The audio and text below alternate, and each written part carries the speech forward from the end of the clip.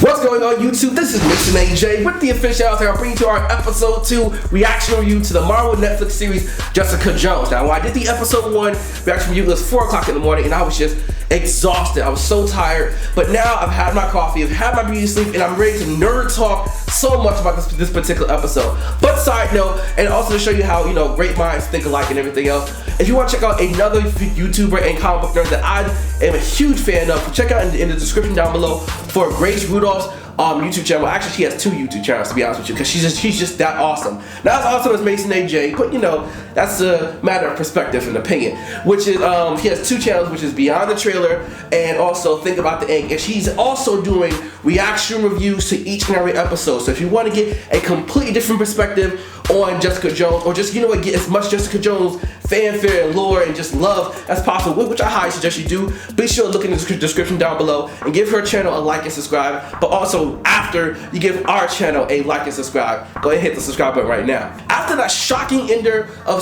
episode 1, I gotta say, episode 1 was a very good episode, but I felt like they were trying to go in a whole bunch of different directions, and they were trying to establish so much. So it felt very much like a pilot, which is exactly what it was. But unlike shows like Arrow and Flash, where they kind of drag it on and on and on, because this is a Netflix series, they only have 13 episodes.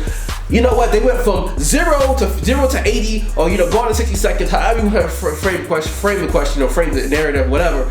Real quick, real fast, because they have a shocking ending, and now in episode 2, things are that much more intense, and I feel like we're finally pushing forward with like the end goal of the series, which is obviously to stop Kilgrave and everything else.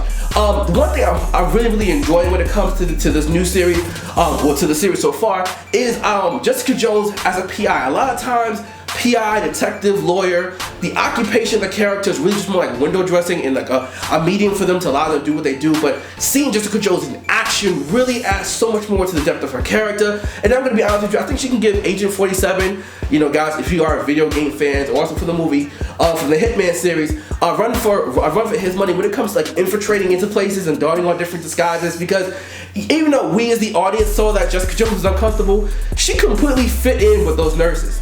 And I gotta say, even when she was in the hospital and she was like, oh yeah, I was working at Saving Grace, and the other nurse caught on to the fact, wait, like the TV show? I was like, oh, I see you right there. Now, the twins in the show are named Ruben and Robert. Now, I kind of completely swear that their parents must hate them as much as I do. But the one thing I will give them credit for was they are the perfect example of like the creepy, upstairs, stereotypical New York neighbor, especially when the camera pulled out. You saw how homeboy was in his underwear, and they serve as a vehicle to show how both imposing and intimidating Jessica Jones can be.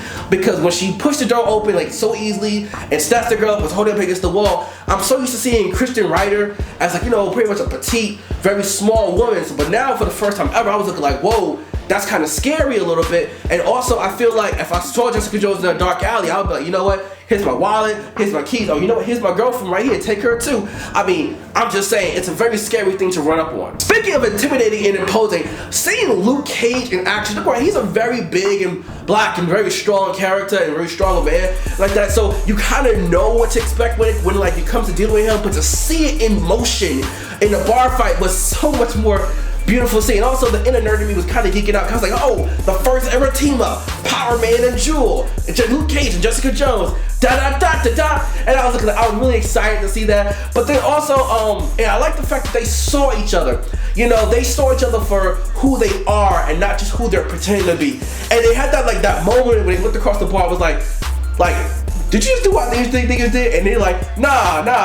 Like, even though they would tell that to the audience and tell that to the people who they're fighting, you can clearly see like, I think I just saw. But I'm not gonna say nothing, so I'm just gonna back slowly away. But, as much as I love that, I gotta ask a question. Jessica Jones, why are you such a lying? Why the fuck you lying? Why you always lying? Oh my God.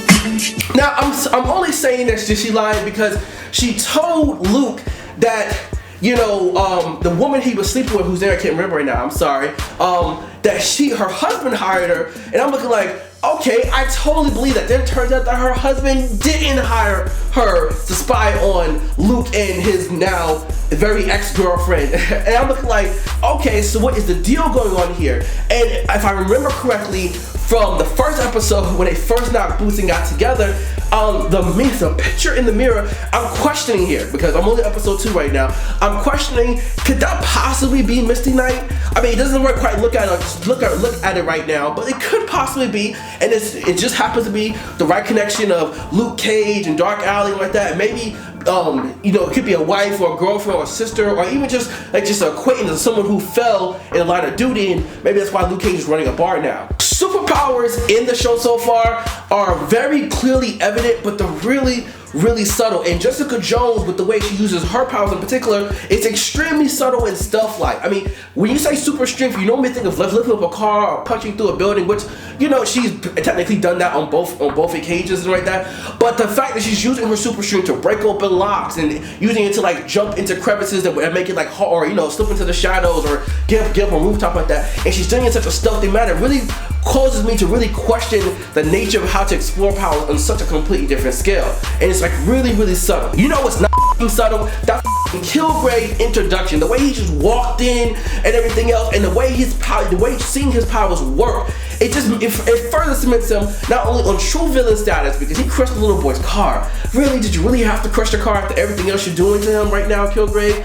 And then also it really cements him as the boogeyman that's gonna haunt all our nightmares for the next month to come, and his special British accent and everything else. And because it was very scary and very imposing, and after seeing how all the powers were done so subtly, to see it suddenly hitting you full force just made him that much more of a direct opposition and opposing force compared to how everything else in the show is going so far. So I feel like where the rest of the show was being all dark in the shadows, he was no, he is fully in here to you up. Speaking of in your face, the last thing I want to bring up in episode 2 is Luke Cage is this unbreakable. I'm sorry, but with everything else that was happening, to see that at the end when he took the buzzsaw and he kind of trying to cut himself in front of Jessica to fully explain the fact that he is unbreakable. Hearing a line come from him, I felt shudders, and coming from me, I was looking ooh, I feel all kind of special inside because, not in a romantic way, but just I feel the power behind that statement. And I'm just loving the show so far. Once again, this is only episode 2, and I'm super excited. I'm about to go watch episodes 3 and 4 and shoot the reaction videos to that. But you know what else? Comment down below. Let me know what you guys think about this particular episode of so far. How far you've gotten in the series? Have you already finished the series so far? Don't spoil it for me, but go ahead and spoil it.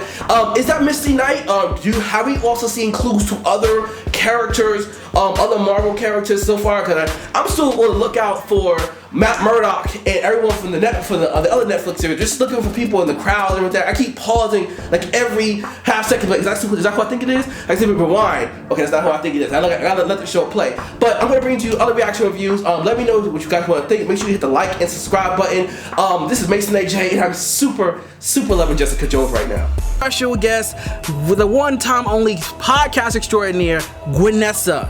Yep. Okay. Miss Jamie, if you're nasty. Oh. And we're here today to talk about pretty much our reaction / review / breakdown of the Jessica Jones trailer. I got a whole bunch of Facebook messages, people asking, what do you think?